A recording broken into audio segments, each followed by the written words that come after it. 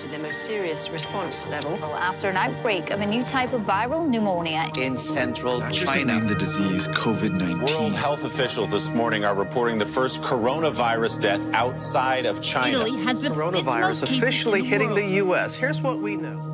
Days after the virus hit New York, on March 11th, the World Health Organization declared COVID-19 a global pandemic. To keep new cases from entering our shores, we will be suspending all travel from Europe to the United States for the next 30 days. More than 120,000 known cases in 114 countries. And things will get worse than they are right now. A national emergency. Back to normal. That's what people want to know. When does that happen? The only thing that will really allow life as we once knew it to resume is a vaccine. This will be the new normal until a vaccine is developed. You have to get about 70 to 85% of the population vaccinated. If you get that many people vaccinated, you will have what we call an umbrella or a blanket of herd immunity. That means the vaccines will get us to the end of this. But we're not going to get there unless people get vaccinated. In a pandemic of the unvaccinated. The reason we're here is because people have not gotten vaccinated, 80 million of them. We've been patient, but our patience is wearing thin, and your refusal has cost all of us. Don't get the vaccine, you can't go to the supermarket. Don't have the vaccine, you can't go to the ball game. Don't have the vaccine, can't go to work. You don't have the vaccine.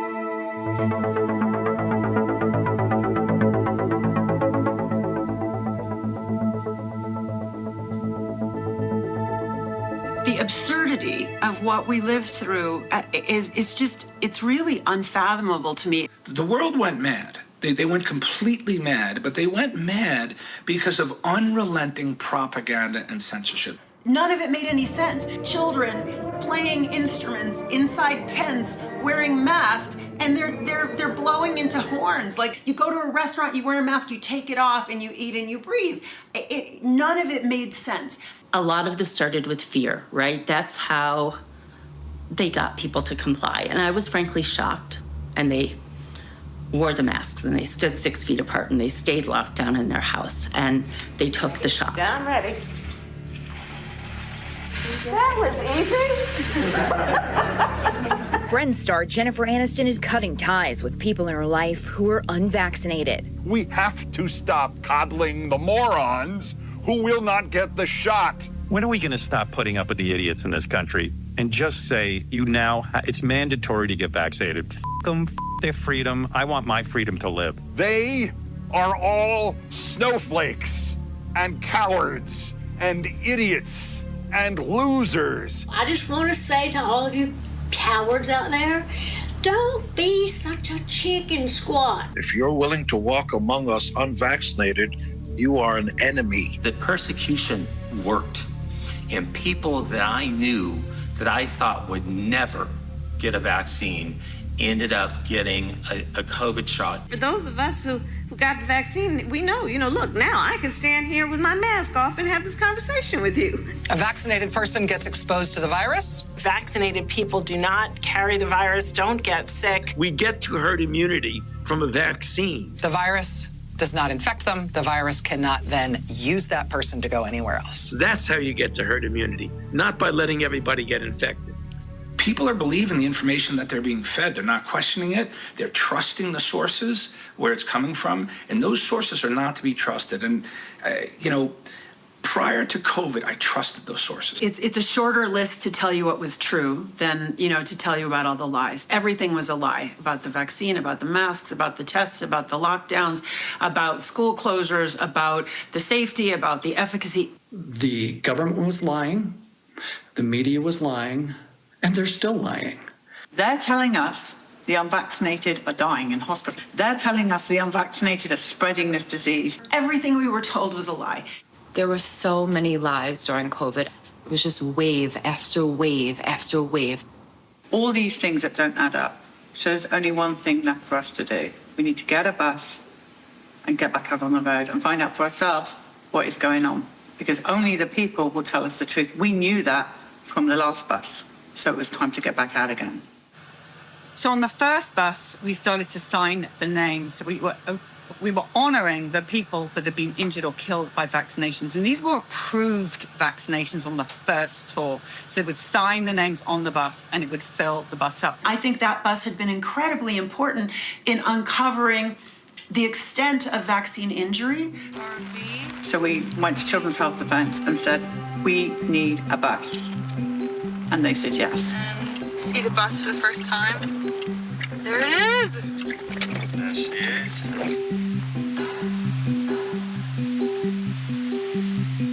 And thank God for Children's Health Defence because they managed to fund the bus and were able to get out on the road. I must add, in much more style than the last bus. Are we live? Excellent. We're live here in Houston, Texas, with a huge announcement. It's a long-awaited, so much hard work behind the scenes to make this happen. So we here at Children's Health Defence are going to go back out on the road from September.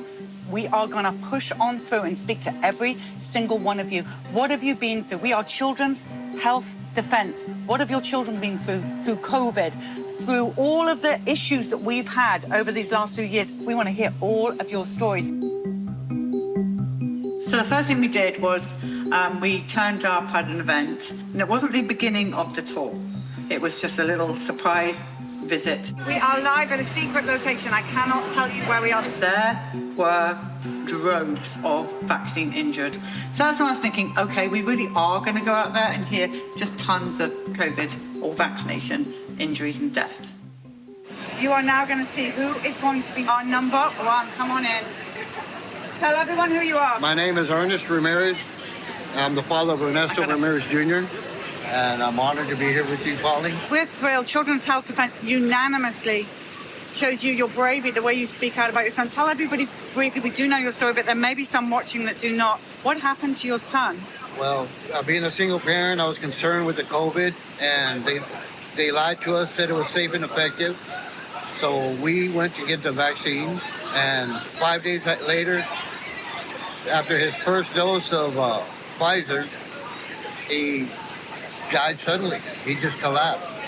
And the government denies it. Everyone, no one wants to, admit to the wrongdoing. And I mean, it just, I was upset. I got suicidal. The good Lord put me in the path to try to protect other children. So I do this to honor my son, and I know he'd want me to protect other kids. But that's the reason I do this. We have to protect one another. Yes, we do. Would you sign your son's name as number one, please, on the Children's Health Defence bus?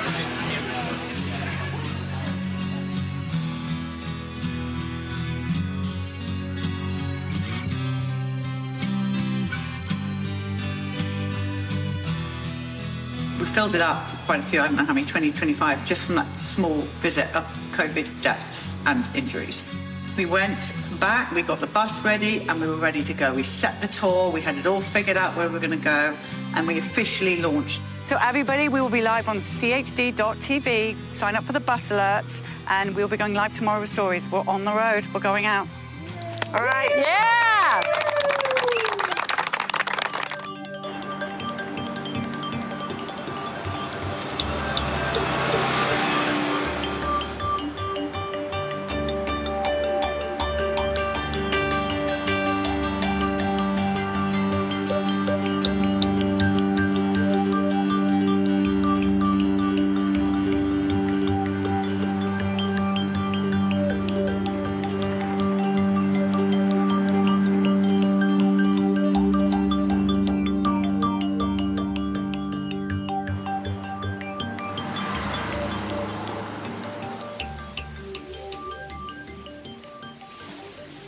They said it was safe and effective and necessary, and it was none of those three, really, as we're finding out now.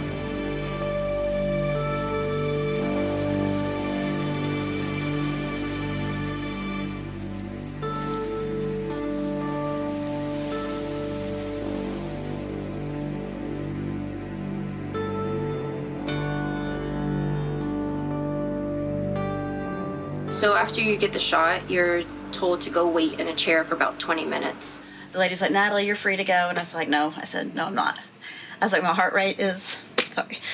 Within 15 minutes, I noticed that I was starting to slur my words. 40 minutes after I took that shot, I felt like I was on fire inside.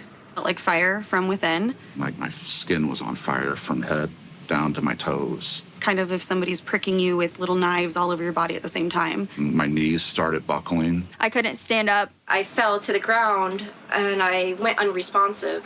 I was on the floor convulsing. Within 3 hours, I was in the hospital. My left side just drooped.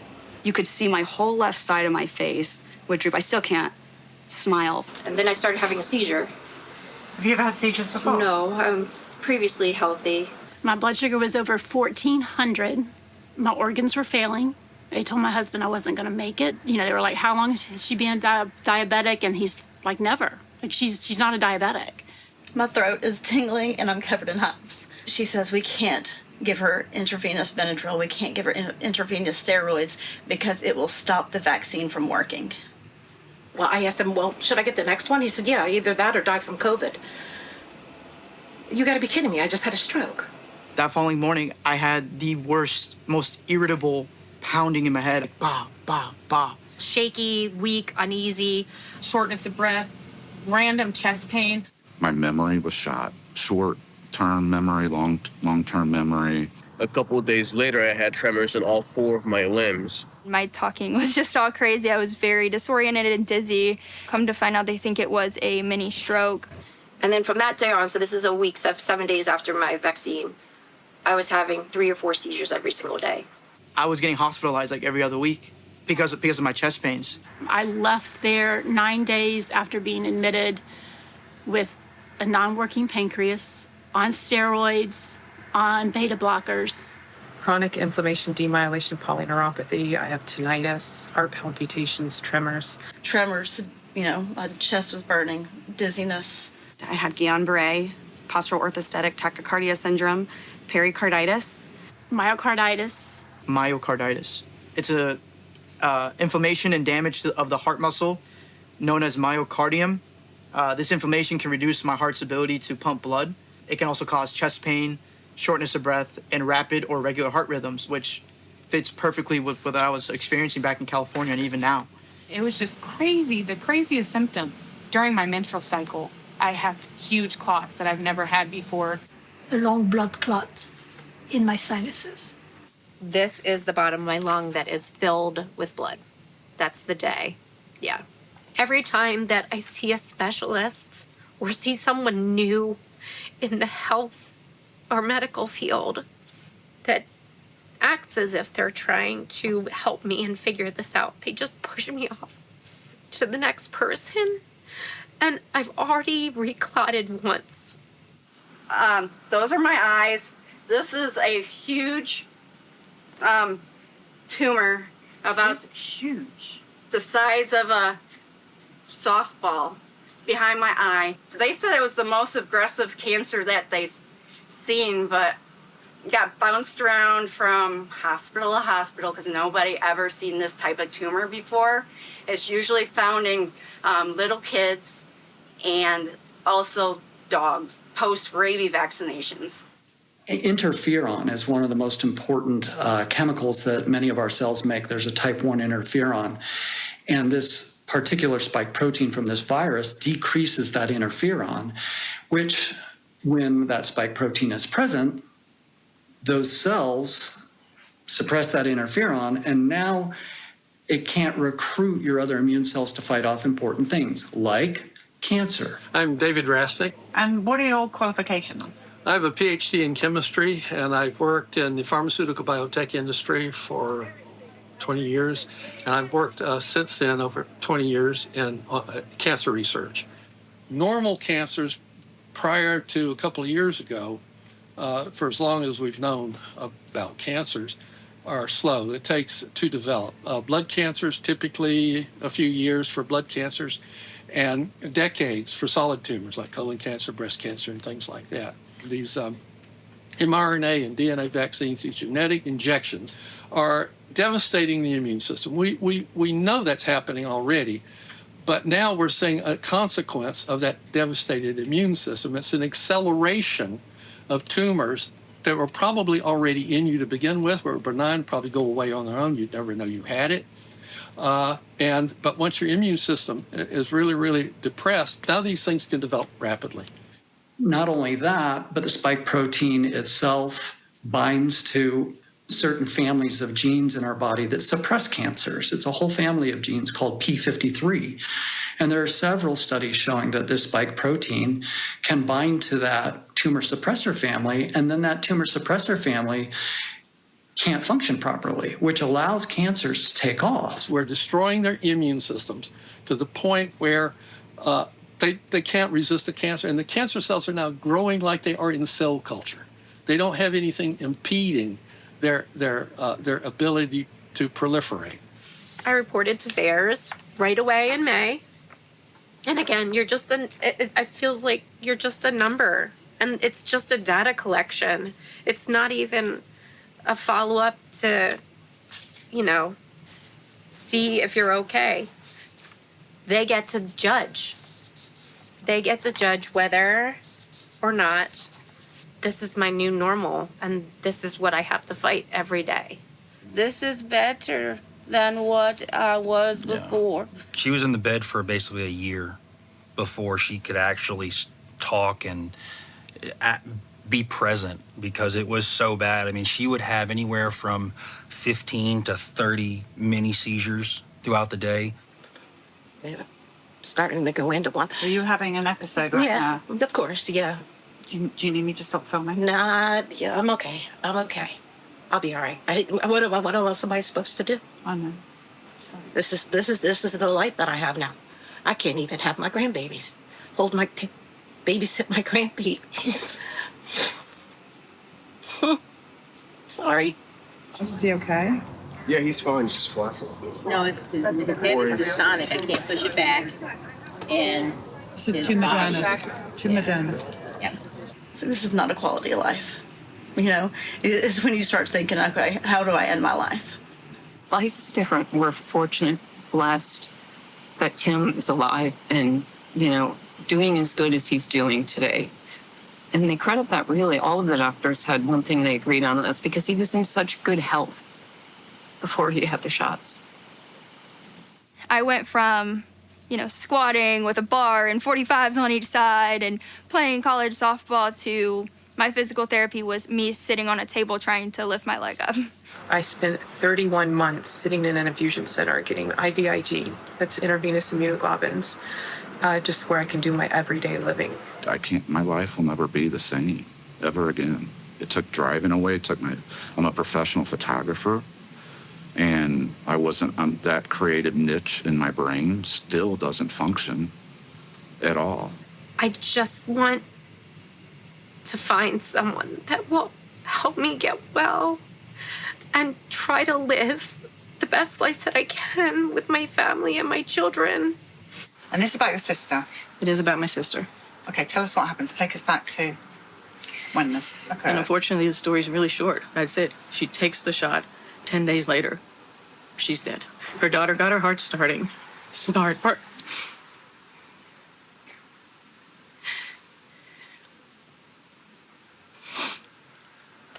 And the EMTs came. They put her in the ambulance. I believe they had to start her heart again. They took her to the hospital, and they diagnosed a brain aneurysm. The reason I'm here, she can't speak for herself, and it has to stop. It has to stop. These things have to be off the market because they are dangerous. And you know what? Michael's one of the lucky ones because she's not suffering like a lot of other people are from these vaccinations. One Moderna. One Moderna.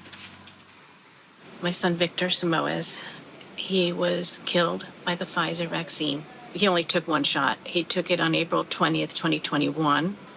And on the morning of the 16th day, he passed away suddenly. He had been feeling chest pains in the morning, around 1 o'clock in the morning, and he called 911. He had a jaw pain. He also had a racing heartbeat. He called 911. The medics arrived. He went downstairs from his apartment where he was living in Seattle, and he was sitting on the bench. They started taking his blood pressure. His girlfriend arrived. He says, "This is my girlfriend," and he collapsed. He became unresponsive. The medics worked on him. They took him to the ER, and he passed away. So now we are a bereaved family. We are lost without our son. You know, we'll never be the same. Our lives are gray. They'll never be bright again. I cry every day. My husband goes to the cemetery every day. These are, you know, people don't realize, you know, you lose a family member, oh, move on. You don't move on. This is my stepbrother, Robert Weeks Jr. He received a shot for COVID on Friday. And His first shot? Yes, his first shot. And was found dead on Sunday. 6 or 8, 9 months before he had the J&J vax. They said, but you have to be boosted. Went to the nearby pharmacy, and all they had was the Pfizer booster. He took it on that day. He had a blood clot to the lung and died instantly. She didn't feel well at all after the booster. And about 2 days after her booster, she collapsed. Her legs were completely paralyzed. She had no feeling in her legs. And she was even incontinent. She fell on the floor and they found her face down in her own urine and feces, almost dead. I mean, she barely had a pulse. I said to the doctor, I said, "I'm begging you, please give her a chance." She had a port that went directly to her heart, and it developed an infection, and she died. My wife has passed away, and the doctors attributed her passing away to getting the vaccine. She started having heart problems. Her blood pressure kept dropping every time she would stand up. They put a pacemaker in her thinking it was her heart, but it wasn't. You know, and everything was fine before we got the shots. Moderna. And did you take two? Moderna. And here I am. This is the 4th time I've had COVID, and I got both of the shots. No boosters, but both of the shots as well. Why did I get the COVID 4 times if I got something that's supposed to stop it? So much for it working. It may kill us, but it's not helping to keep the virus out of us. I'm pretty sure the only person that can call someone home is the Lord. And these people are playing a role of God right now and taking lives, and you cannot do that. You know, the benefit didn't outweigh anything. You know, you can't, you know, pick and choose, you know, who should live, who should die, when you know the side effects are severe and deadly. 1,200 people died from the trial. Nobody knew. Nobody still knows about it. And justice has to be served. My husband can't go down as a statistic on a medical journal somewhere. He deserves far more. The ill that are vaccine injured deserve far more. And the people that lost their lives. That's right. Deserve more. I have really good news. Today, our nation has achieved a medical miracle. We have delivered a safe and effective vaccine in just 9 months. This is one of the greatest scientific accomplishments in history. The vaccines, let me say it again, are safe. They are safe. And they are free. And they are effective. And it is that simple. The pandemic may have begun in China, but we are ending it right here in America. People are literally being mind controlled with very sophisticated technology and subliminal programming and media persuasion, where people they really like and admire are absolutely encouraging them to do something. And they can't fathom that it could be dangerous. They just can't believe that the government would lie in a way that would kill millions of people or disable millions of people. They can't fathom that. If you hadn't been vaccine injured, or you didn't have a loved one and you understood that they were vaccine injured, you didn't know about how dangerous vaccines could be, right? Remember that for 100 years, the American public has been inculcated with these ideas: vaccines are safe and effective, vaccines are safe and effective, vaccines are safe and effective.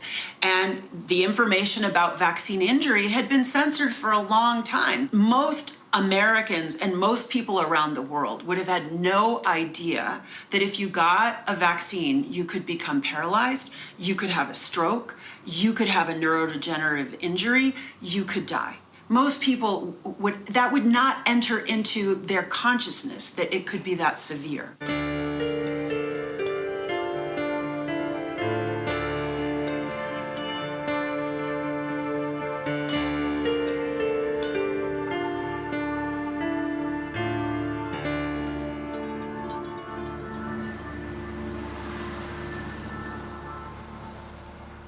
I'm Claire Dooley. I'm 24 years old, and I'm the videographer on the Children's Health Defense Bus.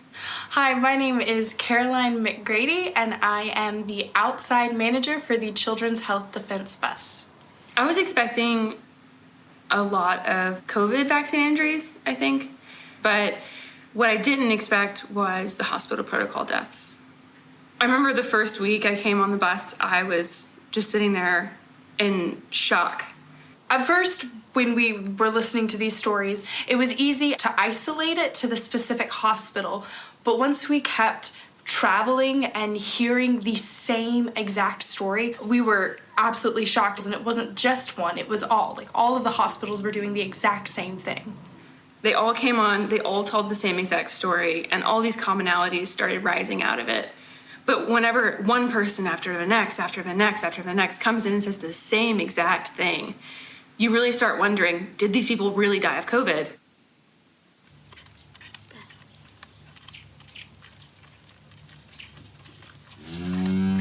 You're doing a great job, Grace.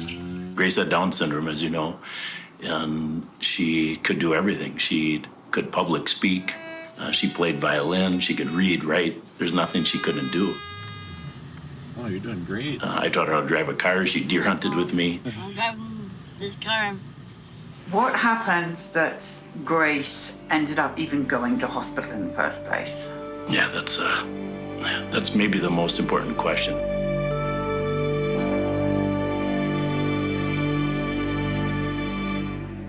What happened is on the morning of October 6th, Grace's oxygen saturation dropped to 88%. And we perceived that as an emergency because the protocol said if that number drops below 94%, admit yourself to the hospital. Did she look like she needed to go to hospital? No, she had a cold. Emergency room physician said, well, I think as a preventative, let's just check Grace into the hospital for 3-4 days, put her on oxygen and a steroid, and get her home. And I thought, well, that makes sense. We got into the room shortly after midnight on October 7th. The first day was just a blast. I had a fun day with my best buddy. She was a blessing, Polly. She was a special kid. Now that we have the records, we see that a anesthesia drug called Precedex was started on the 9th. I'm the healthcare power of attorney. Why wasn't I told what they're doing? Precedex is supposed to only be used for 3-4 hours for anesthesia, for surgery. And the package insert for that med says that if you use it for more than 24 hours, it causes acute respiratory failure. And if you look at Grace's death certificate, go all the way to October 13th, and her death certificate says first cause of death, acute respiratory failure with hypoxemia. So it's a cause and effect for using Precedex for more than 24 hours. She was on Precedex from October 9th through 6:37 p.m. the day of her death. That's 5 full days. I'm a medical coder. And what does that mean? You look at medical records, every kind of medical record, all the diagnostics. You take that information and you put it into a code, which goes to insurance, and that's how hospitals and physicians get paid. So if I do my job right, then the physician and the hospital make the most money, and they don't get sued for fraud.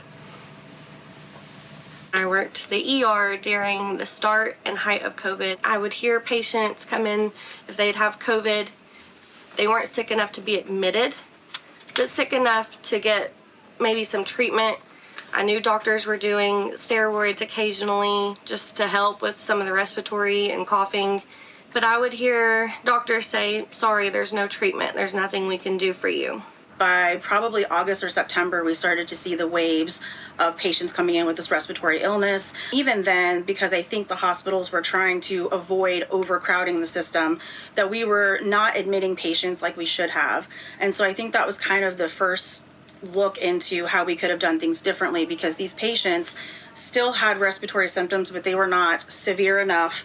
So they were being sent home and told to come back when symptoms got worse or they were unable to breathe. What was happening in the hospital was we stopped treating people. We essentially told everyone to stay home, right, and not come into the hospital. And then within the next, so many days of patients being sent back home, they were coming back to the hospital system in such bad shape. The ones that were coming through the door were immediately, put on a ventilator, different protocols were being utilized, and we started to notice very quickly that the success rate of these patients getting better was next to zero. Did he have one of those things on his finger to test the oxygen level? He did, yes. Yeah, our primary care doctor told him that if it gets below 88 to go into the emergency room for supplemental oxygen. So the big difference came in that my husband's pulse ox dropped really low. They took his vitals and his oxygen was 91, and they told us that we need to go to the hospital. His oxygen was like in the 80s, so I was like, okay, now I panicked. She didn't want to go to a hospital, but like so many other people, we didn't know what else to do. We were following the guidelines at the time as far as when your oxygen reaches a certain point, you should go in. I didn't know, and no one told us that he could have just had oxygen at the house. He was having slight chest tightness. If you can't breathe, go to the hospital. That was all they told him. He wasn't improving, and it got low enough to the point that we needed to go to the hospital. And on the 7th, I finally said, I think that we need to go to the hospital. And this was a hospital that we had doctored at for 30 years. We had our babies there. Let's get you to the hospital. Let's nip this in the bud. Let's get better and we can come home. And the doctor literally that was treating him said, stay out of the hospital because they're killing people. So I was on the phone with my daughter at the time. She was in Savannah, Georgia. And she said, Mother, you've got to call 911. And my husband is hearing us talk, and he said, no, don't call 911. If they take me to the hospital, they will kill me. And so I made the worst decision in my entire life. I called 911. The last time I saw her was 5 days after that appointment with the doctor. And when she was heading out the driveway, I could see her face through the back window, lying on the gurney. As they were headed to the hospital, they wouldn't let me go with her. And I met her at the ambulance bay back by the ER. I never thought that was going to be the last day that I saw her. I called and said, when, can I come and see you? No, you can't even come to the hospital at all. Did you get to see your son at any point at all? Not at all. They didn't allow us in the hospital because they said of COVID, but when he passed, they let us in the hospital with all the COVID patients. At the time, the hospital, of course, wasn't allowing anybody in as support or to advocate for her. Okay, well, we need to go ahead and admit him. You have to leave. I said, I want to bring my kids in. We'll wait in the lobby or whatever. No, you have to leave. We're going to admit him. So I'm all alone. I have no advocate, no family. And that is unbelievable to be in a hospital like that situation.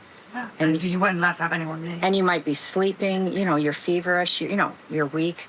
It's just a very scary time. We were so quick to put him in that, we didn't hug him or kiss him. I should have been allowed to. Somebody should have been allowed to be with him, at all times. They told me, you can't see me longer, tell him bye. And I ran out to the parking lot and cried for about an hour because I'm thinking, it's the last time I'm seeing him. We never were allowed to see her. We didn't get to say goodbye. We didn't get to be part of her care. I said, well, I'm his healthcare advocate, and he needs me with him. And they said, well, you can't go back. You have to get out of here. It's a COVID ER. And he has COVID. I said, well, I live with him. And then they said, get out of this hospital. If you don't get out of this hospital, we're going to call the police and have you taken to jail. He was transferred to the COVID ward, and I was told there was no visitation, and I never saw him again. taking care, of a lot of patients coming in, I saw a lot of isolation. A lot of people really, truly did not know what was going on with their families. For the patients, they're being told that they're not allowed to have any support people in the hospital with them. So they're facing surgeries, they're facing procedures all alone. And they don't know what that outcome is going to be, and they don't have anybody to advocate for them. I didn't notice right away the harm of these protocols until I had to tell family members that they couldn't come to the bedside of their dying loved ones. That, to me, was a crime against humanity and a violation of my oath that I knew right away should not have been happening. We isolate people in prison.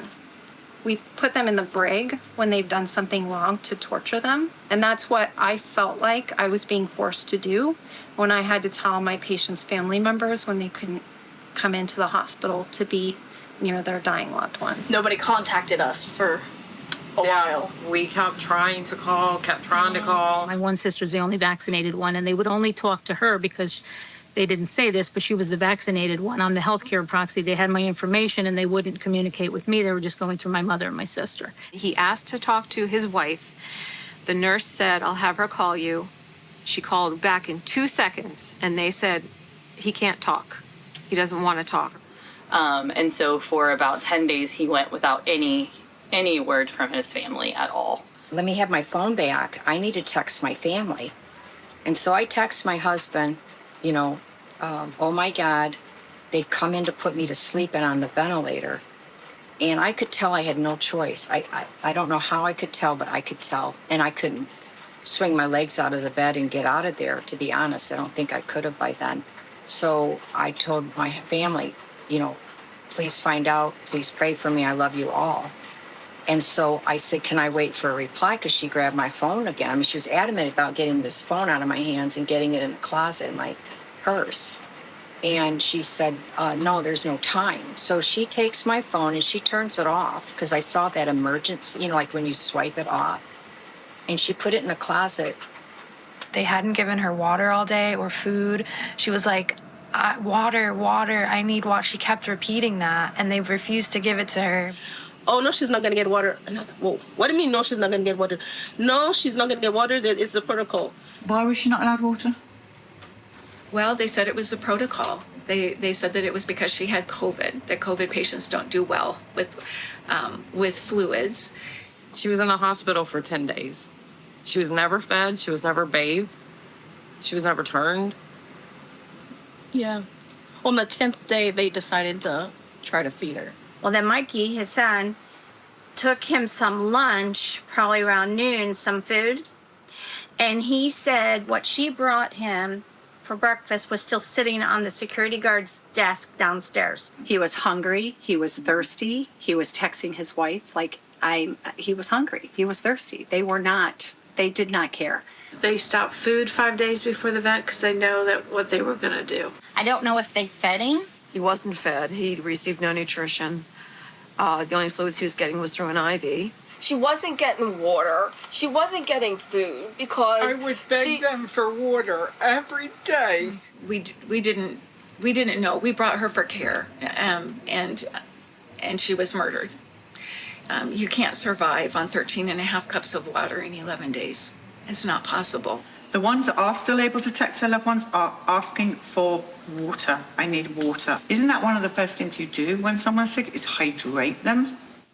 And then at some point, okay, we're going to give her something just to calm her down. She has pain. So they suggested morphine, and I thought, well, morphine. So then my sister says it's okay, it's for pain. So, okay, it's for pain. But she said, but be on the lookout and watch out if they try to give it too frequently.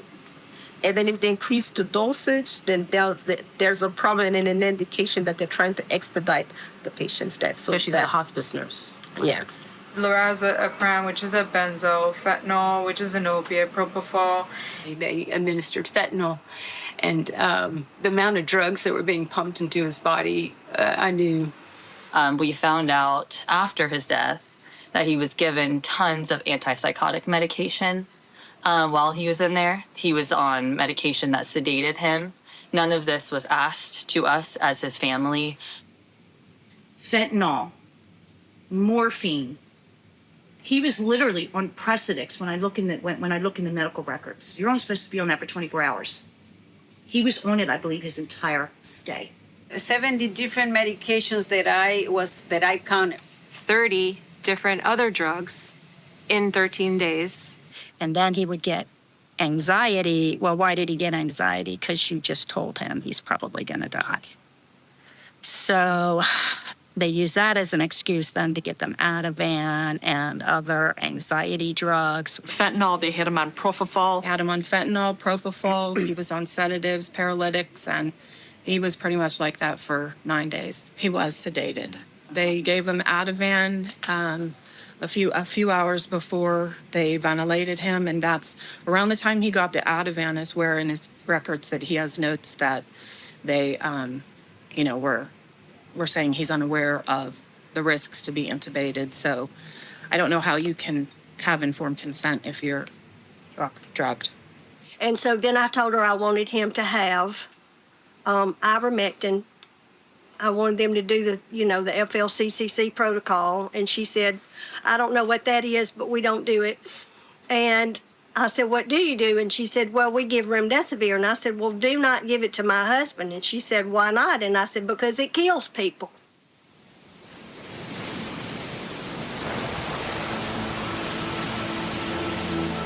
My mom was murdered by the hospital COVID protocols in 2021. I took her to the hospital, and from that point on, they just unleashed a series of protocols and gave her remdesivir against her will and did all kinds of things against her will. So the whole time I was fighting to get in to save my mother because I am a nurse and I am completely capable of saving her, and they would not let me in. They insisted that it's our policy, you can't come in. For doctors and nurses on the front lines, a new weapon in the fight against COVID-19.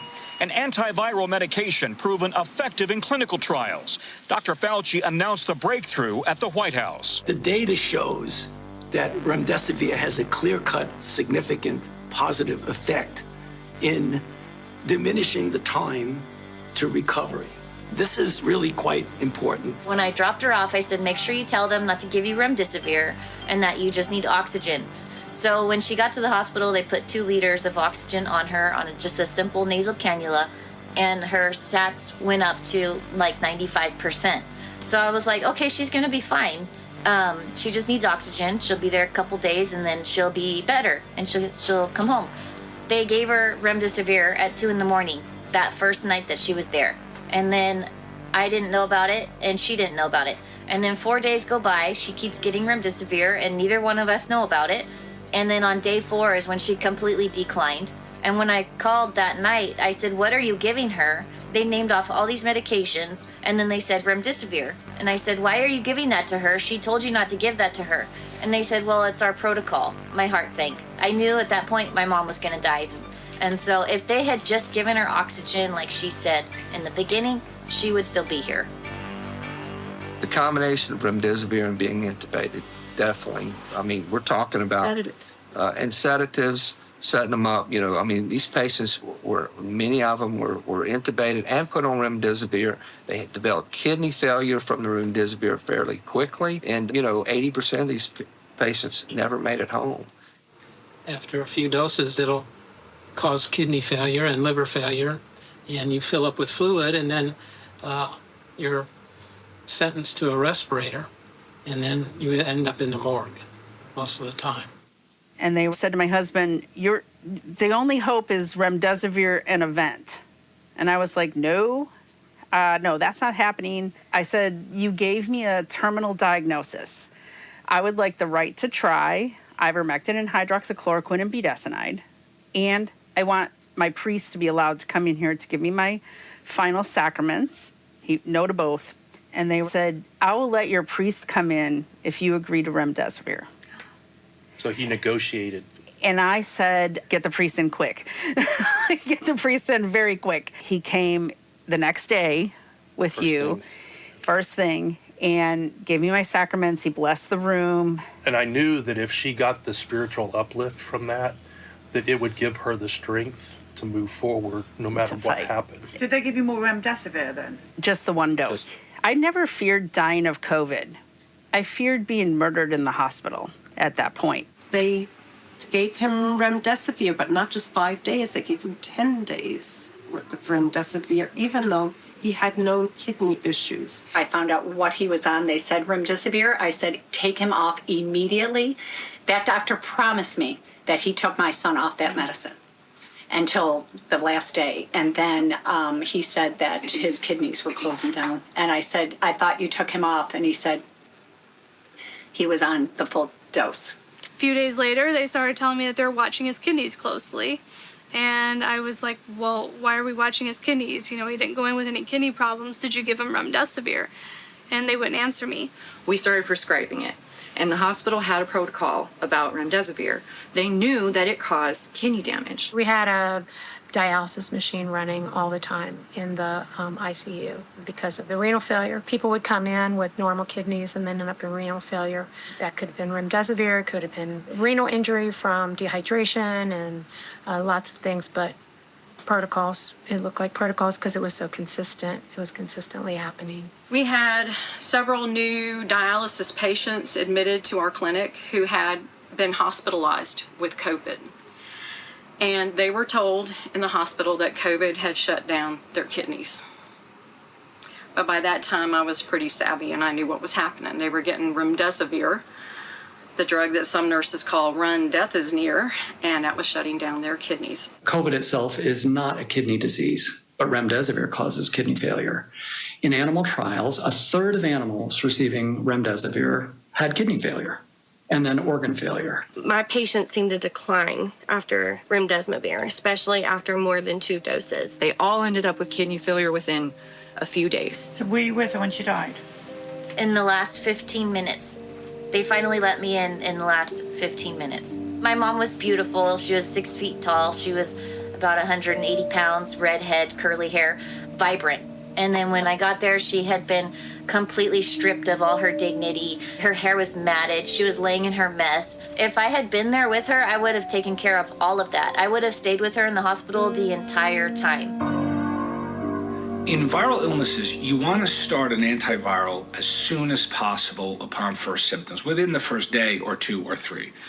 We knew that people who entered the hospital, typically around day 7 or 8, there was this viral replicative phase, and then there was this inflammatory phase that ensued. Think of it, most people got to the hospital usually day 7 to 8 in their disease. That's when the viruses essentially stopped replicating. And I'd been taught in my undergrad, my bachelor's degree program for nursing, that you do not administer an antiviral more than 24 to 48 hours post-symptom onset for a viral infection. This medication was being given to patients who were hospitalized with COVID, usually not until between 10 and 12 days post-symptom onset. So it had no rational, logical sense to use a very expensive, somewhat toxic intravenous medicine for days at a time when there's no live virus, when it's an inflammatory condition. So just based on logic, it made no sense. We have evidence showing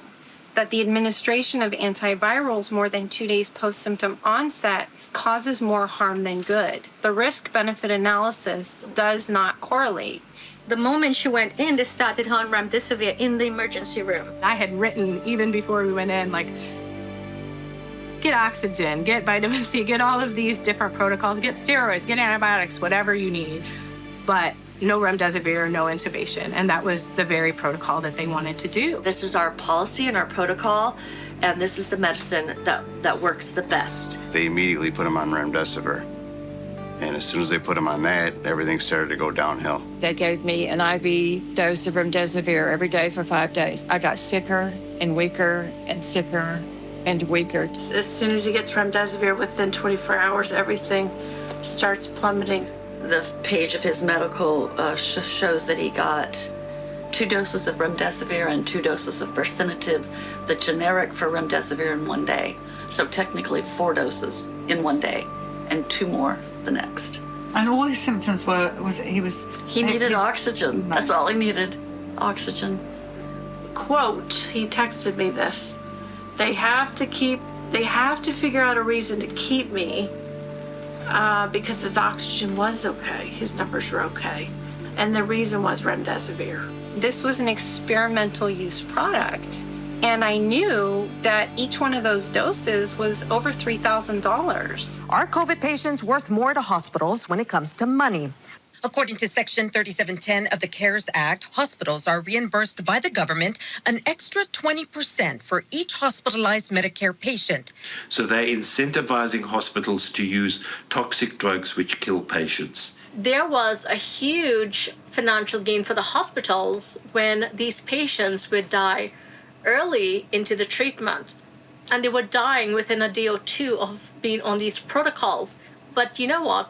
The hospital got their money already up front because I authorized that with the insurance companies for the hospital to get paid.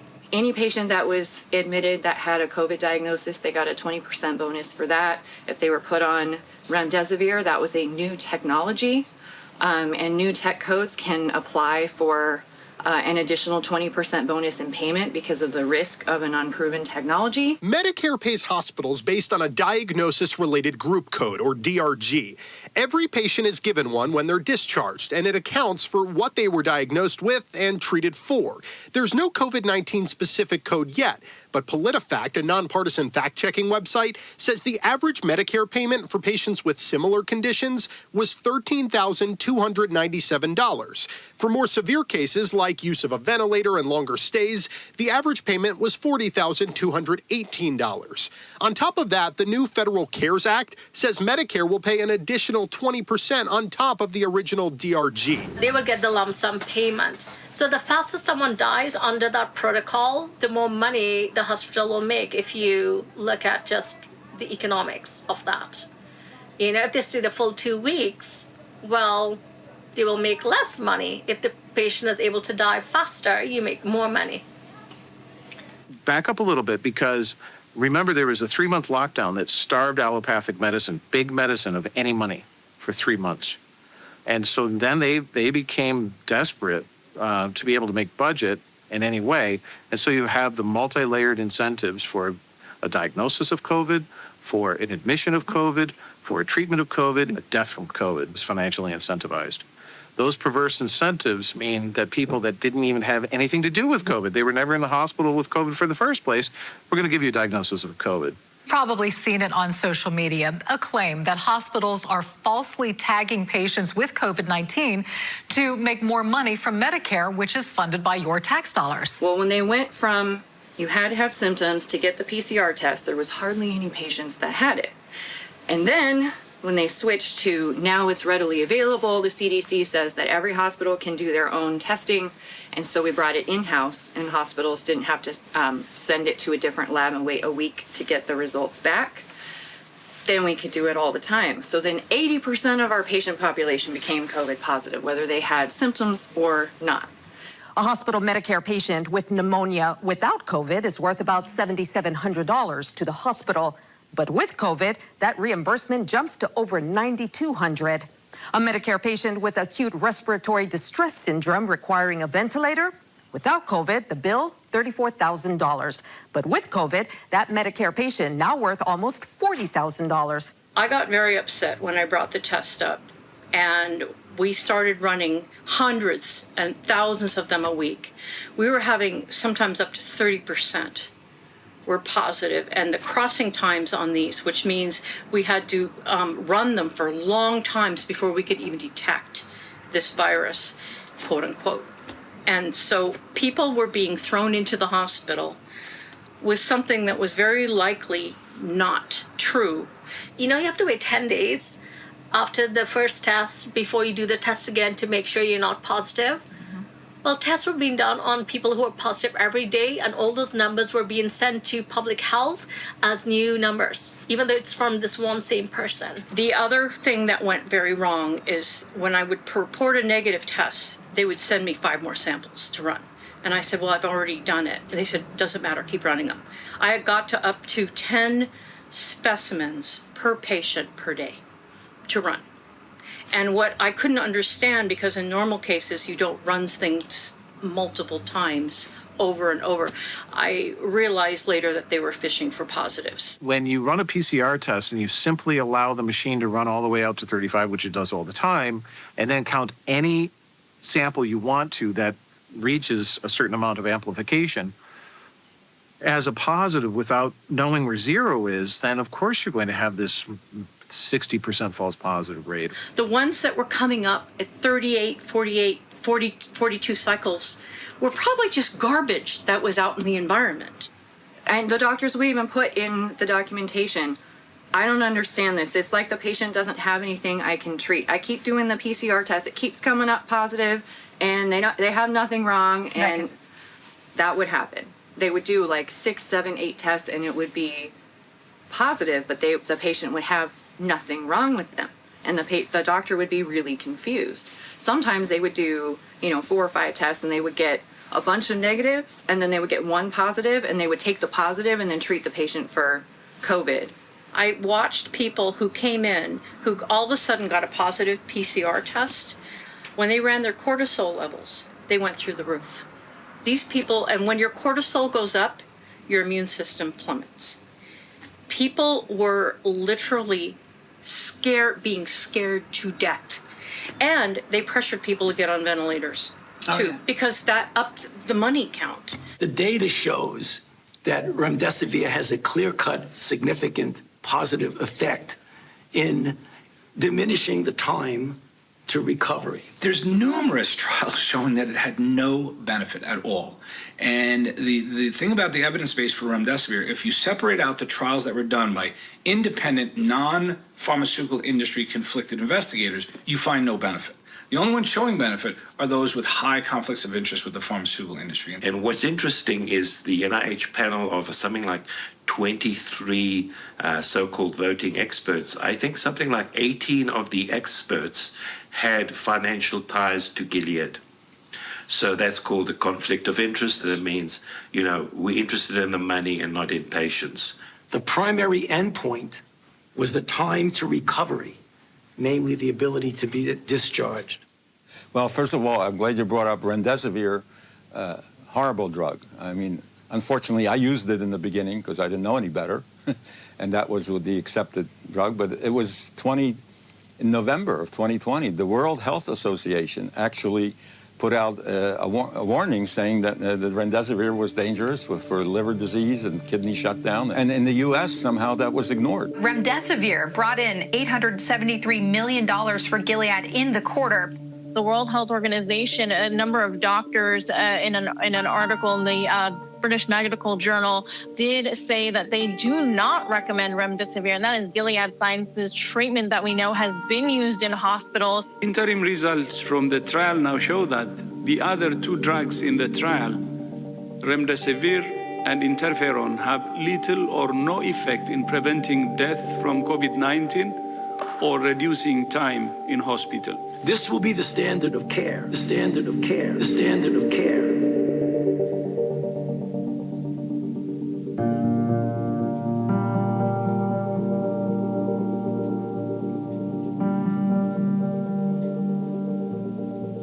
Gilead had actually applied for a new tech bonus payment for remdesivir. So the new code was created for remdesivir in April. And that's actually what launched the hospital protocols. Because people were actually doing well when they were treating them with hydrochloroquine, which came from Operation Warp Speed, actually, and the national stockpile of hydroxychloroquine.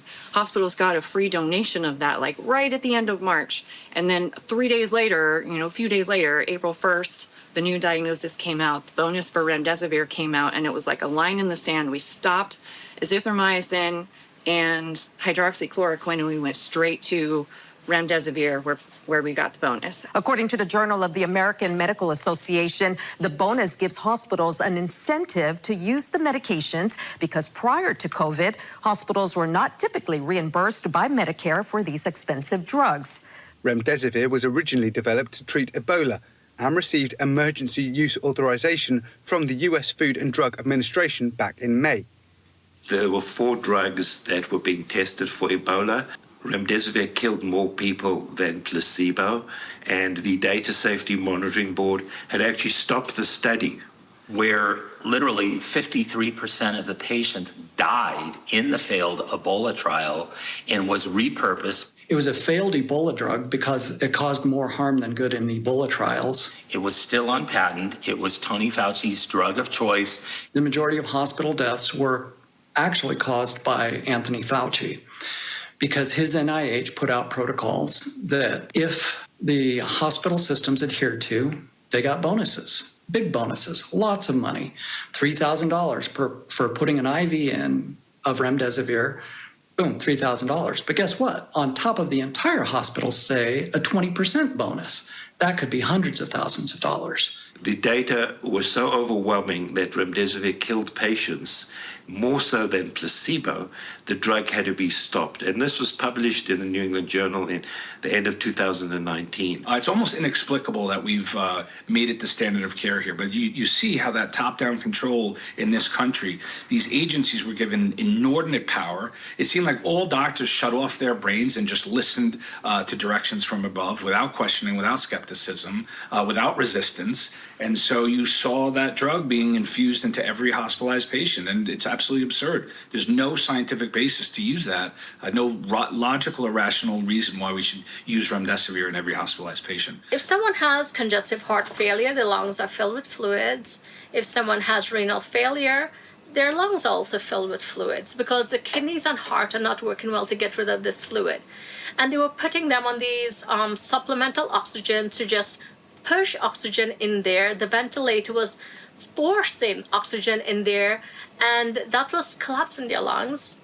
And they were dying within a day or two of being on these protocols. But it's just the money. I mean, the minute they saw they got bonuses from the PCR tests and everything. Yeah. It was money. It was the money. It changed. The whole thing changed. The whole thing. Yeah. Yes, it wasn't until we started investigating where the COVID relief money was going from the CARES Act that we were able to track that money down from the Department of Human Services to the different agencies, including the CDC and the NIH. And then following where that money was going to hospitals to reimburse them.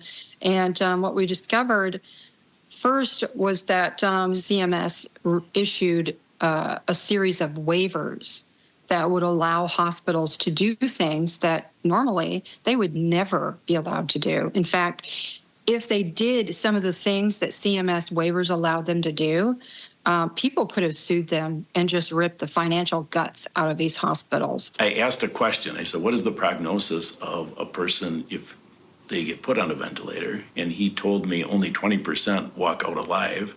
And then his nurse started crying. She had a daughter named Grace, and she knew if I made that ventilator decision, Grace was going to die. And he said to me, isn't a 20% chance better than no chance?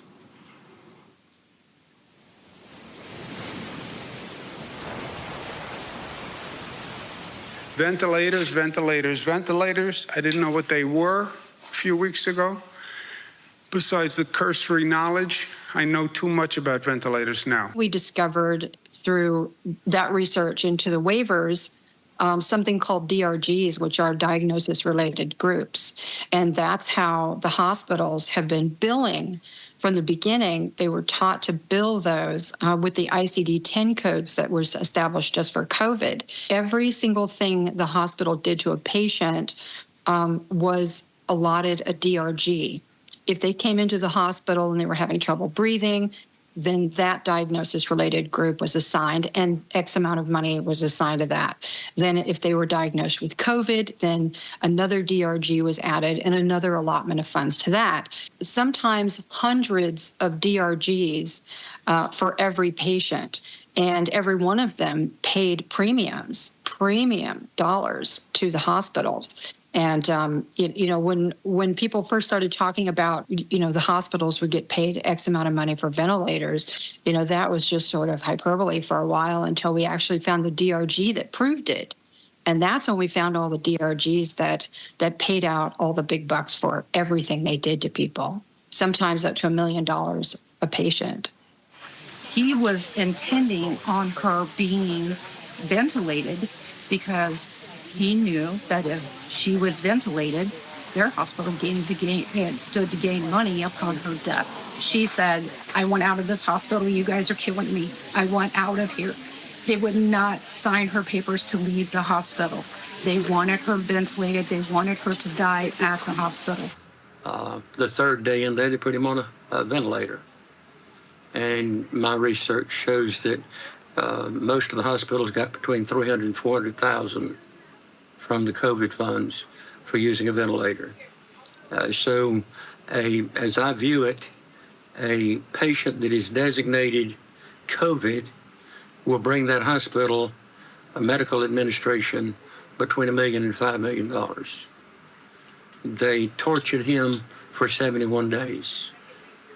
Every day they pestered me that she need to go on the vent. They said, it's just for a little bit, you know, she's not going to be on it for long. And I asked that if this was your child, would you put her on a vent? And he said yes. And that convinced me that if the doctor would do it to his child, it would be okay for me to do it. We've had so many stories, I was telling you, and they're horrific. Yeah. I mean, horrific. Yeah. Can you tell us what you saw when you were in there? What I saw was everyone in the intensive care unit was, most everyone in the intensive care unit was on the ventilator. There was talk among all the nurses that those that did go on vents just never came off of them alive. And that was just the general consensus among everybody, that you don't put your loved ones on a vent if you can help it. Within the first 6 to 7 months, I heard in the hospital, please don't put these patients on a ventilator, because then they have a 50-50 chance of ever getting off again. It really was a new way of medicine, because in the days, you know, before, if somebody was really, really sick, you told them to go to the ER when they weren't breathing well. But now the ER was the last place you wanted them to be, and no one wanted to go. So I was managing acutely ill people at their home, going to their home, doing whatever I needed to do to treat them. We'd do anything we could to keep somebody out of the hospital, because people went in the hospital, they would give you remdesivir that could shut down your kidneys. They would put you on a ventilator, then they had to get on dialysis and kind of circling the drain, and most of them died. Very few got off the ventilator. We started to notice very quickly that the success rate of these patients getting better was next to zero. Most of the time they would deteriorate and die. And we lost 1 to 2 patients a day. And the beds were never empty for long. They have some sort of like an intranet for employees, and it's like your very own homepage that everyone sees when you log in every time you go to the computer. So that's where they put the messaging. At one point, they sent out a message that said the FiO2 settings on the ventilators had been killing people, and we don't know how to treat COVID, so we were trying these ventilator settings thinking that that was how we were going to treat COVID, but apparently the FiO2 setting was actually killing people on the vents. So we're going to stop doing that. We learned that was not working, and so we're going to adjust it. And I was shocked by that, because I had already started to hear rumors that patients were being killed on ventilators in the hospital, which made sense to me because we had never had a flu case or a pneumonia case where someone's on a vent for a month and we can't save them. Nurse that was in charge of the floor, her name was Pam. She came and said, she asked us 3 times, it was with my mother. She said, do we have your permission to vent him? And by the 3rd time she asked, it was really, I was so agitated. I didn't understand. This was day 11. Why, we haven't been asked this. Why are you asking this over and over? And I said to her, unfortunately, I am going to drive home to Birmingham. It's an hour drive. I'm going to get a change of clothes, and I'll be back at 8 p.m. And by the time I walked in the door, they were calling me to say they were venting my father. On our way to the hospital, we actually talked about ventilators. And he said, I do not want to be put on a ventilator, not unless it's an absolute dire emergency, where I cannot breathe at all. And he said, if they were to do that, I will either call you or I will text you. Either way, I will get a hold of you before they do that. As soon as I got off the phone with the doctor, I texted my husband immediately. I'm like, what's going on? Unread. He didn't text me back. No phone call. And that wasn't like Robert. He would have called me. He would have texted. He would have done something. And I really think that they already had him ventilated. This doctor called me again, said again I needed to convince my husband to go on a vent. I said, I'm not going to do that. His oxygen's in the 90s. Why would I do that? His next words were, ma'am, to be honest with you, we told your husband that we are going to vent him with or without his consent. I was a little bit jaw-dropped, and I said, that's illegal. And he slammed the phone down on me. Then I couldn't get a hold of anybody. All communication stopped with my husband. I tried calling the hospital. They told me all the nurses are in isolation. Nobody can take the call.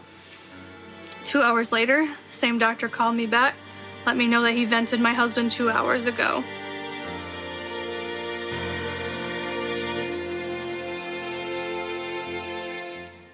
They were asking us to let him go. He was also telling us that there was no hope, that only a miracle can save him, that we should start thinking about the worst. So what were they wanting you to do?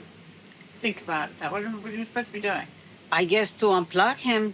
The meeting was only with a doctor and an administrator from that hospital. And pretty much she mentioned palliative care. We never got to talk to a doctor in 24 days. The only nurse practitioner we talked to was from palliative care when she called us to ask us if we wanted him resuscitated, which devastated us right there for them to even ask us that, because we felt like he was getting better. I'm waiting bedside, and all of a sudden this woman comes in. She says, I'm here from palliative care. And I said, why are you here? Yeah, we don't need you here. Oh, they didn't tell you I was coming? And they wanted us to remove care. And we had already decided we're absolutely not doing that. Like, if God wants to take him home, that can happen, but we're not removing care. I got a call from another nurse who told me, no, you can't take her. She won't go home. What happens with COVID patients is they stay here. We give them their last meal when they're done getting treatment, and then they die here. And I pretty much said over our dead bodies, will you do that to my mom? She's coming home. And that's all we wanted for her at that point, was to be surrounded by people who loved her and cared about her. We were not going to let her die in that godforsaken, evil place. They called at like 2 a.m. on that Sunday, said, wait, what's going on? And she said, your husband's not going to make it. And I said, what do you mean? I'm bringing him home on Monday. I got a phone call from the doctor, and he told me, he goes, after you left, Kenny got really sick. He goes, can you get back down to the hospital? And I said, yeah, I can get there. I go, my son can take me. So I'm under the impression, that I'm going to be going to see my husband die. Her and I actually went to the hospital in the morning. Dad passed away. They called us, and his breath was really low, and they said that it was coming, and that if we were going to be there when he passed away, that we needed to go now. It was at 6:30 in the morning. And we got in the car, we raced there, ran inside. They wouldn't let us up the elevators because the elevators didn't open to the COVID floor till 7. And I was like, my dad's literally upstairs, like dying, and I need to get up there. And they were like, you're gonna have to go a different route. And so they rerouted us through the hospital, and in the time they did that, we missed his last breath by 2 minutes. Oh, sorry. So we walked into the room 2 minutes after he had gone. I walk in the room, and there's my husband laying there dead. And they never told me that he died. They let me walk into a room without any heads up, without any sort of consultation. They just let me walk in and find him laying there dead. But yes, I was laying in bed with her when she took her last breath, because she was vented, so it wasn't really like she took her last breath. It was just when the machine no longer was keeping her alive. I was able to stay with Kenny. When I got there, he was still warm. So I climbed in bed with him, and I held on to my husband for the very last time, and I stayed with him until his body got cold. And then I kissed him goodbye for the last time before I left. And I buried my husband the day after our anniversary. It was October 6th, and it was in the morning, and they came in, and they took him off the ventilator, and His mom was on one side of the bed holding his hand, and I was on the other side. And he was breathing on his own. I was almost like, oh, I don't know, it was kind of hope. I was like, maybe he is okay. Maybe they're just wrong. And I know she thought it too. But we held his hand for 2 hours and listened to his deep breaths. And it was at 1:09 p.m. when he took his last breath. They basically told him, watch him die through a window like that. I don't know any spouse that can do that, any child or parent that can do that. The doctor called Cindy and I shortly after 10 o'clock.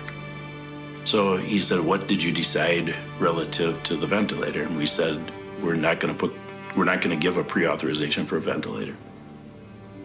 While we were on the phone with him, the nurse increased the dose of Precedex to the maximum allowable dose. While we were on the phone, we hung up the phone with him at 10:55. At 10:56, he put an illegal do not resuscitate order on Grace's chart.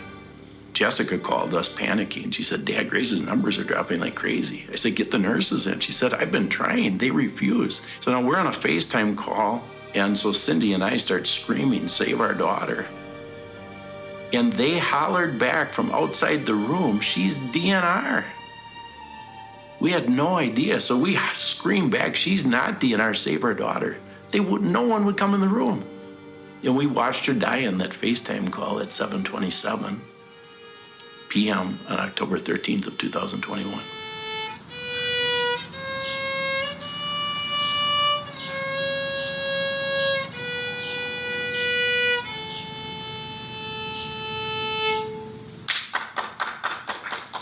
The Washington Post is reporting that some hospitals across the country are considering a do not resuscitate kind of universal policy for virus patients. One Chicagoan hospital says they want to implement it regardless of the wishes of the patient or their family members. Mm-hmm. First off, the survival rate of people who have a cardiac arrest in the hospital is very low. Because remember, you've been monitoring the patient the whole time. So if they actually have their heart stop or they stop breathing, you sort of knew they were already pretty sick. So if you're not going to save that many and you're going to expose a lot of people, which will take them out of the system of helping others, it's an idea that in a war zone you would consider. Personally, it's going to be very difficult for me as a practicing doctor to disregard the wishes of a patient or their family and let them die if I have the tools. When it was time for my father to die in the hospital, they only allowed 2 people to go up there. So he died alone. My father died alone in the worst possible way. And it's horrible because there's no accountability and the guilt and regrets is left to us. You brought your loved one to somewhere that they were supposed to get help. Well, he told me he loved me when I left the hospital, but the last thing I heard him say, actually, was when the doctor had called me to tell me that they had to intubate him, and I heard her say, what did you want me to tell your wife? And I heard him in a very strong voice, and this is supposedly with oxygen levels in the 50s, but in a very strong voice, he said, tell her I'm trying. The last words he said to me was, I love you. And that was on the Tuesday after we admitted him on Monday. I never really got to talk to him again after that. My kids were talking to him, and he was saying something, but they will not put the phone close to his mouth so I can hear him, what he was saying. So that bothers me till today, that I do not know what he told me, what was his last word to me or to us. What was the last thing your daughter said to you? Mommy, don't leave me.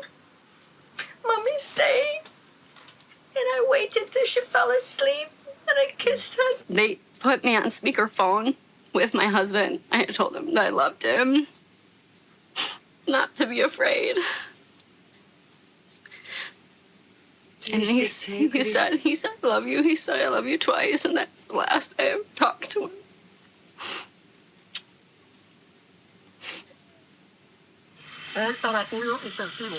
Going to intensify. I love you. Now the second one. He said he's gonna need. They have at that point they have the CPAP machine on him. Yeah. Again, he's by himself. No one there. He said goodbye to me. He said he's going to ICU. He know he's gonna die. I love you too much. He did. He said they're gonna vent me. I know I'm gonna die. I love you. Yeah, that's what he said to my mom. That's why, because she went in with normal vitals, just a cough. I was just a worried mommy. And what they did to her was just what destroyed her body. Destroyed. And it's unbelievable, you know, you may be watching this right now and say, can't be. I wouldn't have believed it myself if I hadn't heard it, not once, twice, but hundreds and hundreds of times. And still now, as I'm doing this interview, I have 40, 50 a week interviews of COVID hospital protocol deaths. How many did they kill? This is huge. This is mass murder on a level that is difficult to comprehend.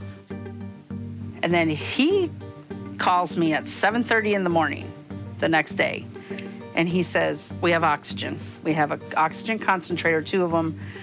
I have the means to take care of you. I'm gonna come up there and take you out home hospice, and I'm gonna try to save your life. Do you wanna go? And I said, heck yeah. If I stay here, I am a dead woman. My husband comes up there with a letter, a cease and desist letter from our attorney. They argued with me. A sergeant told me she's in the hospital. She doesn't fine. need a welfare check. She's fine. He said, they're gonna have to tase me and drag me out of here. I'm not leaving without you. And when they first started telling you to get out, you looked at him, you said, I'm not going anywhere. You're not gonna kill my wife. She is not your guinea pig. Finally, these 2 doctors came in. She said, he can't take care of you. He can't manage your oxygen. And I asked him, I said, do you have everything you need to take care of me? And he said, yes.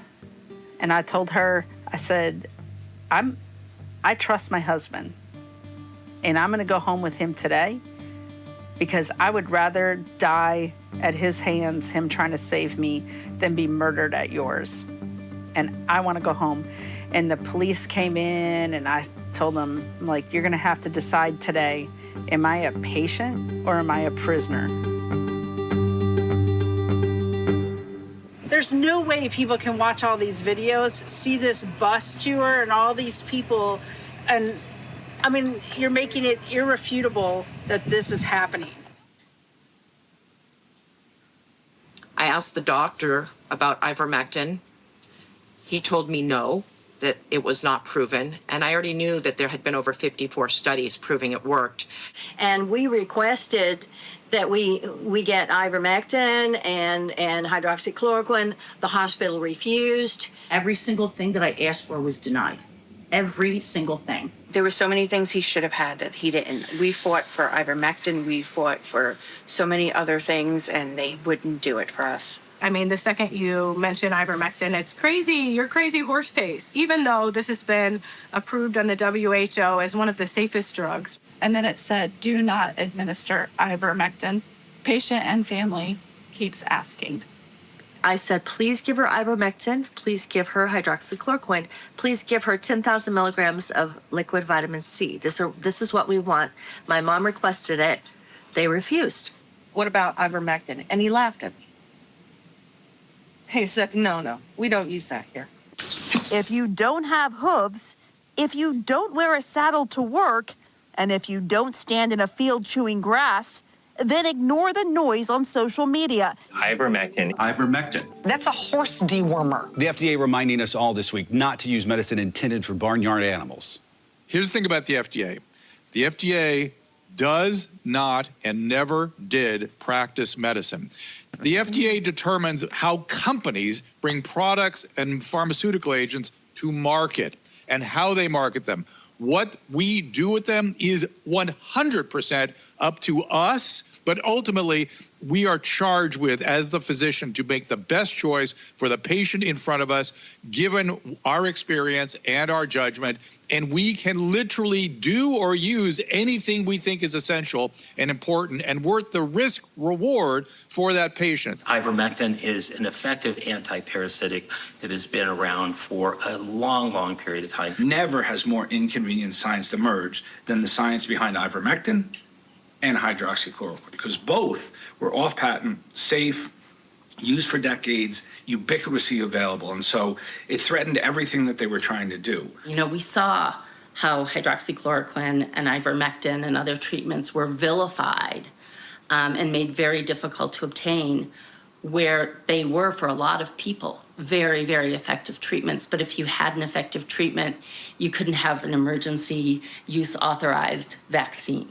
The powers that be, the Tony Fauci's of the world, were prohibiting those therapies to come forward, because if there was an effective therapy, then there was no way you could get new patented drugs, biologics, and vaccines approved under emergency use authorization. So emergency use authorization means that something, it could be a treatment, it could be a vaccine, it could be something else, they are being put into an emergency context, that they have not been licensed, that they are not absolutely known to be effective. They may be effective. And it also means that they're subject to the 2005 PrEP Act, the Emergency Preparedness Act. And basically, one of the most important things is it means you can't sue the manufacturer, you can't sue the doctor that prescribed it, and you can't sue the government officials that made these things happen. It was wickedly successful. They pulled every trick in that playbook. And by the way, that playbook was invented by the tobacco industry in the 1950s, when science was starting to emerge that was inconvenient to the tobacco industry in terms of cancer and all the harms that tobacco was causing. And so they did that for 50 years, trying to convince the world that tobacco is safe. They used doctors. You know, my favorite cigarette is Camel. Yes, according to this survey, more doctors smoke Camels than any other cigarette. And I saw the same thing, but in reverse with ivermectin. They politicized it and demonized it, and many, many, many people died needless deaths because they didn't know of its efficacy. Opponents say the science behind ivermectin is clear. In fact, we've been sent a demonstration of just how it defends your bloodstream from the virus. Don't do it. There's no evidence whatsoever that that works, and it could potentially have toxicity, as you just mentioned, with people who have gone to poison control centers because they've taken the drug at a ridiculous dose and wind up getting sick. There's no clinical evidence that indicates that this works. That's not stopping popular podcaster Joe Rogan from pushing the drug, in fact, crediting it with helping him recover quickly from coronavirus. More breaking news this evening. Joe Rogan, an extremely popular podcaster, announced on social media today that he has COVID. Turns out I got COVID. So we immediately threw the kitchen sink at it. All kinds of meds, monoclonal antibodies, ivermectin. One of those drugs he mentioned, ivermectin, is something more often used to deworm horses. Well. If it isn't old horseworm Rogan. I'm glad you're well, man. Bro, do I have to sue CNN?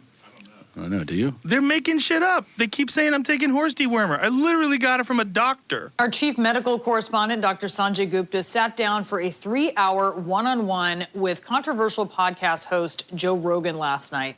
Rogan remains a vaccine skeptic despite having caught COVID-19 himself. Does it bother you that the news network you work for out and out lied, just outright lied about me taking horse dewormer? They shouldn't have said that. Why did they do that? I don't know. Rogan telling his 13 million Instagram followers that he was treated with several drugs, and he included ivermectin on the list, a drug used for livestock. The FDA and the CDC warn against using to treat COVID. Turns out I got COVID. Look, they put a yellow filter on me, too. The kitchen sink at it. All kinds of meds, monoclonal You see the original video versus that? I look like shit there. I made a video in 3 days, and it looked too good. So CNN put a filter on it and made me look yellow. This is me outside in Texas, so it's nice and sunny out. And look what they did to my face. They made me look like I was ill. Because I wasn't scared during the entire pandemic, what they would like is that when I did get sick, that I was really sick. You and learned I your became lesson. really scared and learned my lesson. Yeah, that's true. And instead, it's the worst case scenario for them. Right. I bounced back. I was only sick for a day. That's true. Yeah. Ivermectin is off patent. It provides no potential for the obscene profits that the pharmaceutical industry is used to enjoying. If ivermectin's efficacy were known to the country and the world, it would have decimated the markets for the entire mRNA vaccine campaign, Paxlovid, Molnupiravir, monoclonal antibodies, and remdesivir. You're talking about markets which in some probably total well over $100 billion. I told people from probably April on, don't go to the hospital. They're killing people in there. Stay away. I don't know what's wrong. I didn't know what was doing it. I honestly didn't know it was the vents. I didn't know it was the remdesivir until I looked into it later and I was able to kind of connect all the dots. But I knew they were killing people. So the patients were undertreated, mistreated, maltreated, and died because of money. And it boils down to that. It really boils down to that. These were fundamental violations of human rights. You know, face it, those that were in hospitals during that time were sitting ducks for, you know, whatever therapy could be foisted on them by hospital administrators who were lining their pockets at the same time. I'm adamant that, you know, we can never go down this road again where the FDA and the CDC and our politicians and big pharma and et cetera push protocols on us that are not only don't work, but that actually harm, injure, and even kill patients. We failed as a society. We failed as a medical community. We were misguided by government agencies, the NIH, the FDA, the CDC, and especially misguided by money and protocols. You are not a protocol. You are a human being. You have individual needs. And sadly, so many people succumbed, not to a virus, but to neglect and to wanton greed. Medical error is the third leading cause of death before COVID. So hospitals have always been dangerous places. Mistakes are made. Over-medication happens all the time. Drug interactions. Surgeries are botched. The shift people don't communicate. There's always risks in hospitals. But during COVID, they became killing fields. The people are saying that their loved ones were killed in hospitals with the COVID protocol, and that should never have happened, obviously. Do you believe them? 100%. I knew they were killing people.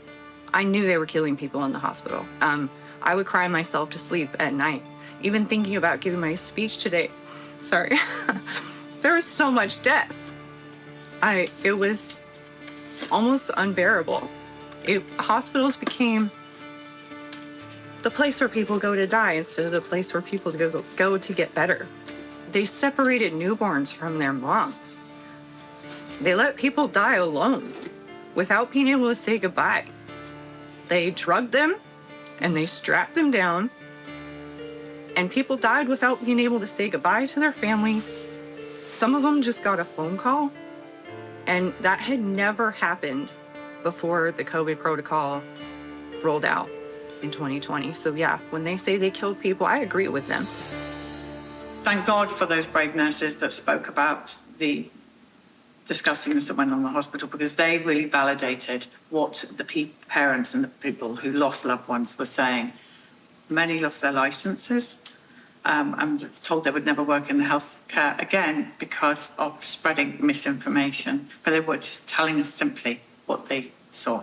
I really think about the heroes who worked inside the hospitals who helped us. And some of them actually snuck patients out the back door of the hospitals. And the nurses knew, because the doctor would write candidate for LTC at the top of the chart.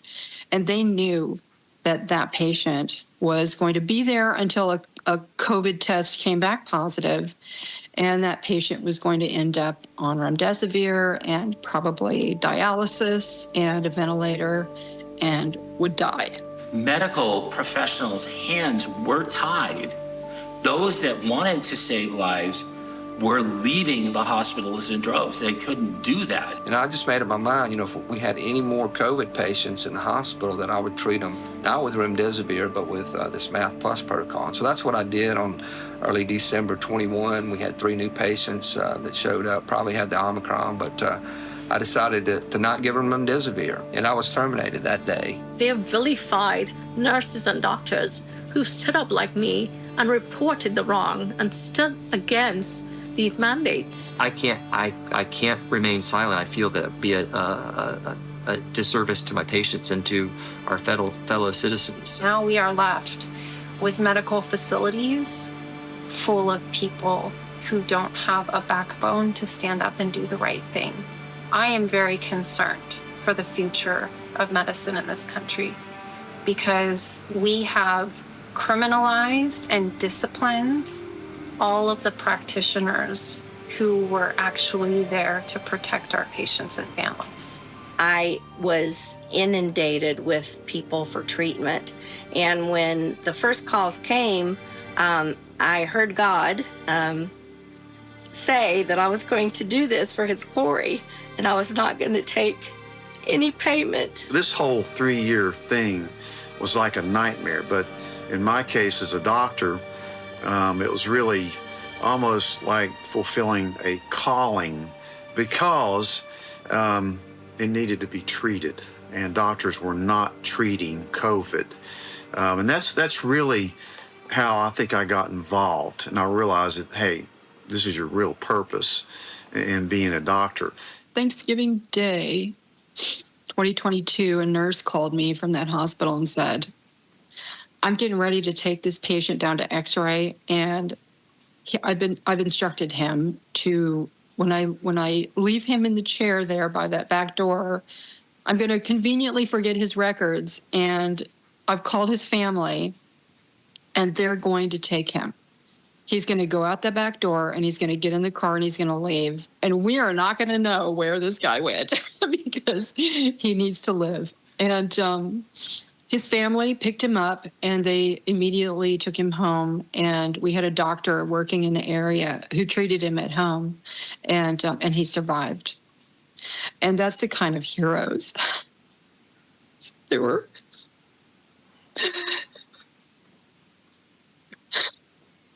Some of these people working in the hospitals were not the evil ones that everybody depicts, everybody working in hospitals. They were actually helping us. They were just heroes. They were absolute heroes. So the reason that we're doing this documentary, that you're watching this documentary right now, is because of these people. Every single person inside this bus, every single picture that we have here is dead. They're killed by either the COVID shot, an approved shot, vaccination, or by the hospital protocol deaths. And it's because of them that they took one for the team that we know better and will do better as we go forward. So this is just a fraction, this death in here of what is out there. We've only just started to unravel the real count of death. So much death in America and around the world. So much death. And the motivation for myself and the crew on this bus as we traveled around was these faces looking out of us. So in their name, in their honor, we will continue. Children's Health Defense will continue, and we will not stop until there's justice, and this never, ever happens again.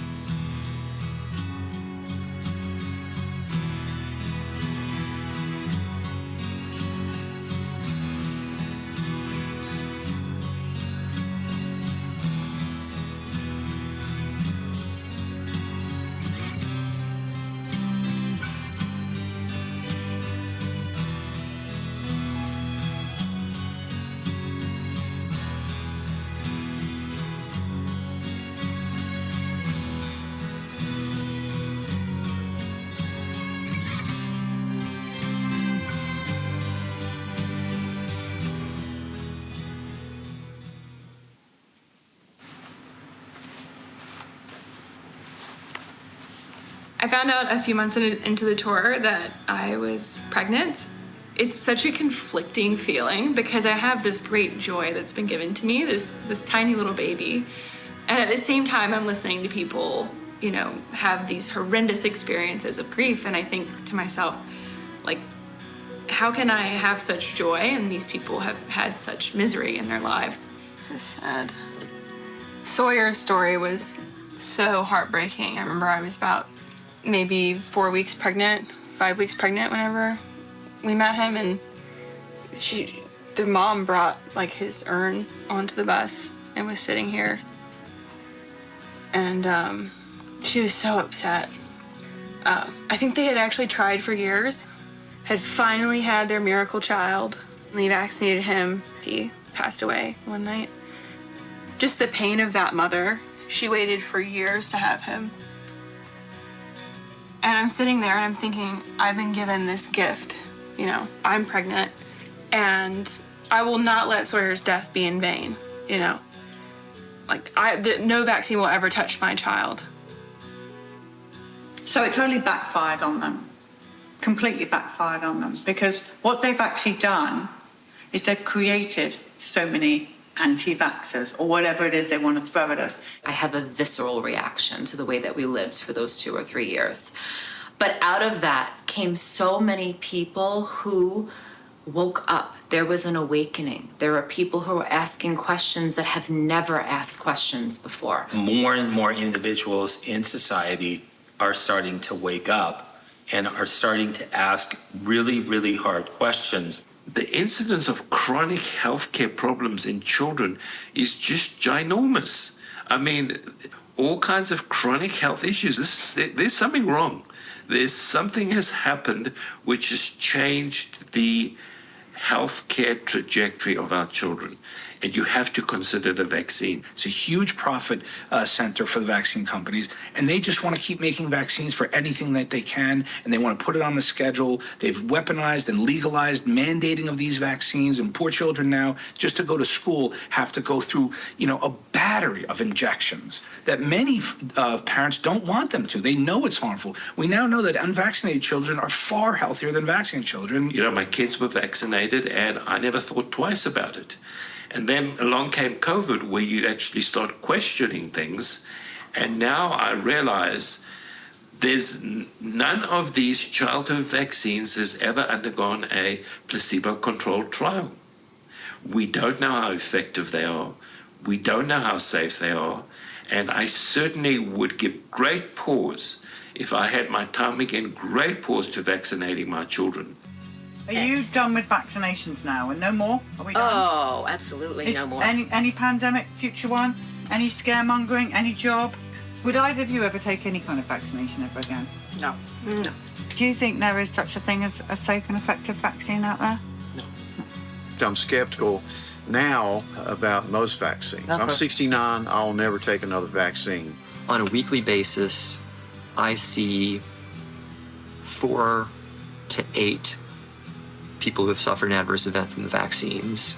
Personally, I would not. Have you seen the health of the unvaccinated? Yes. That to me is the most interesting, to actually find populations of totally unvaccinated people and then comparing them to the rest of us. It's quite astonishing. I've seen and read too much now.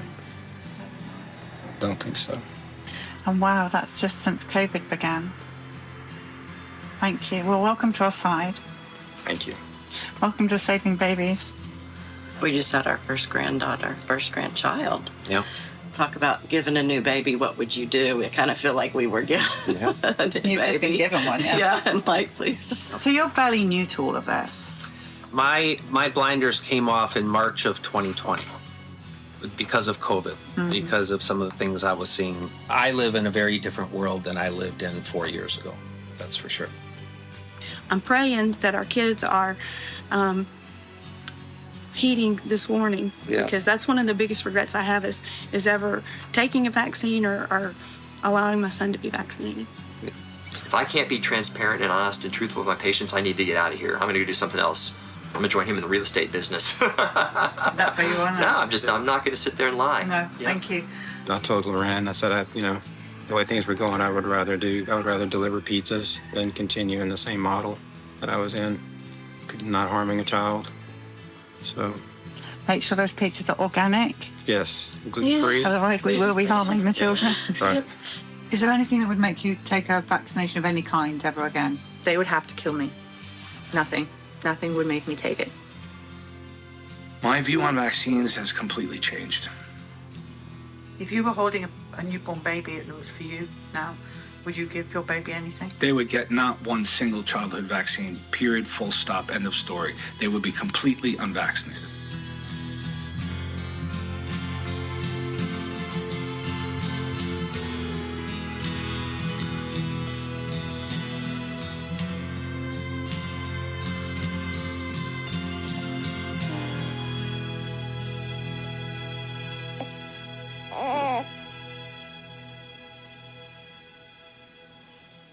So this is bus number 2.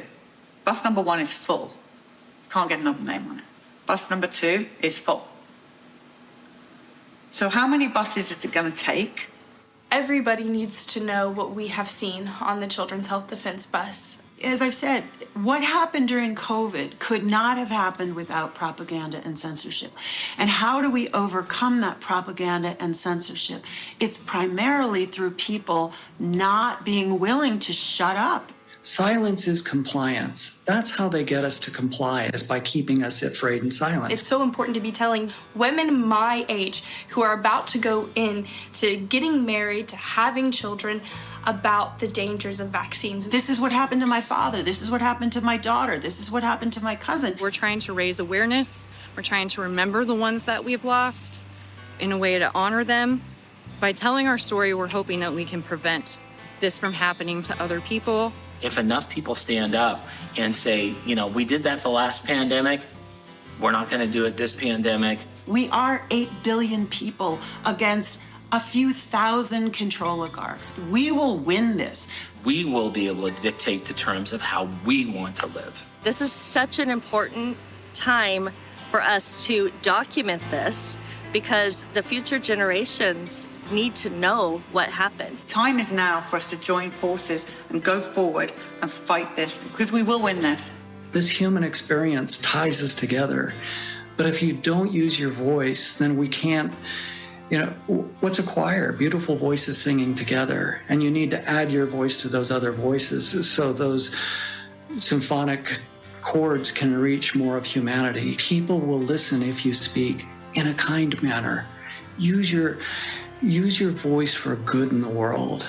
You're always going to get someone to listen if you use kindness, courtesy, firmness in truth. If we don't speak out, if we don't become their voices, no one will. So this gives me so much hope that they're not forgotten, they did not die in vain, and that we can save people, and that we can change the tide. We can bring a voice to the silent Holocaust, and we can end it so that this will never happen again. Everyone's voice is important. And I think using your voice where you can, how you can, and reaching those ears you can will protect generations going forward and will protect children going forward. But we'll always remember those who sacrificed to help us understand that point. And I think that's what's so important about the bus and that experience. Well, I think the bus is an incredible monument to the human spirit. I think it's a monument to the compassion, Polly, of you and of the team who are on the bus, to listen to people's stories, to sympathize with the people who came. And it's a monument to the truth. Like I've been saying, we're up against propaganda and censorship that has nothing to do with truth. It has to do with some people seeking power and control. So telling the truth is a revolutionary act. And showing compassion and love for people is a revolutionary act. And that's what the bus is.